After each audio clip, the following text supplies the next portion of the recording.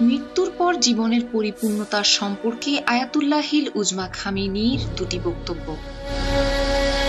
প্রথম বক্তব্যটি হল, মৃত্যু পরবর্তী আমাদের জীবনের পর্যায়টি আমাদের বর্তমান জীবনের চেয়ে আরও পরিপূর্ণ। আজ আমরা শরীরের চার দেয়ালে বন্দী ও সীমাবদ্ধ জীবনযাপন করছি। ইসলামী বিশ্ব দৃষ্টিভঙ্গির একটি প্রধান ও মৌলিক দিক হচ্ছে মৃত্যুর পরও জীবন অব্যাহত থাকার বিষয়টি, অর্থাৎ মৃত্যু দিয়ে জীবন শেষ হয়ে যায় না। এই ব্যাপারে ইসলাম সহ সমস্ত ঐশী ধর্মের বিশ্বাস এক ও অভিন্ন এবং এর বিরাট প্রভাব রয়েছে। এটা সবারই জানা উচিত যে বিশ্ব দৃষ্টিভঙ্গির এই নীতি বা বিশ্বাস জীবনকে সুশৃঙ্খল করতে, ইসলামী সরকারের ভিত্তি গঠনে, সমাজ পরিচালনা এবং বিশ্ব পরিচালনায় প্রভাবশালী ভূমিকা রাখে।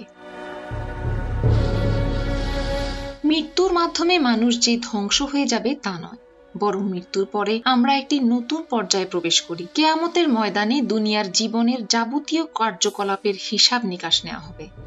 আয়াতুল্লাহিল উজমা খামেনির এই বক্তব্যটি ছিল 2000 সালের 3 ডিসেম্বর। তার দ্বিতীয় বক্তব্যটি হল, আমাদের জীবনের পরবর্তী পর্যায়টি আমাদের বর্তমান জীবনের চেয়ে আরও পরিপূর্ণ। আজ আমরা শরীরের চার দেয়ালে বন্দী ও সীমাবদ্ধ।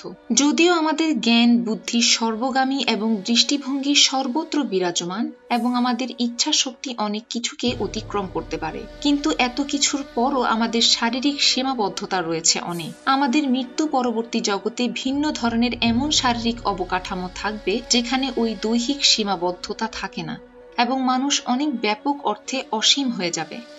অর্থাৎ একজন মানুষ মৃত্যুর পর পুনরুত্থান দিবসে বেহেশত ও দোজখে নিজের অস্তিত্বের বিশালতা খুঁজে পাবে। এ ব্যাপারে ঐশী ধর্মগুলোর দৃষ্টিভঙ্গি এক ও অভিন্ন।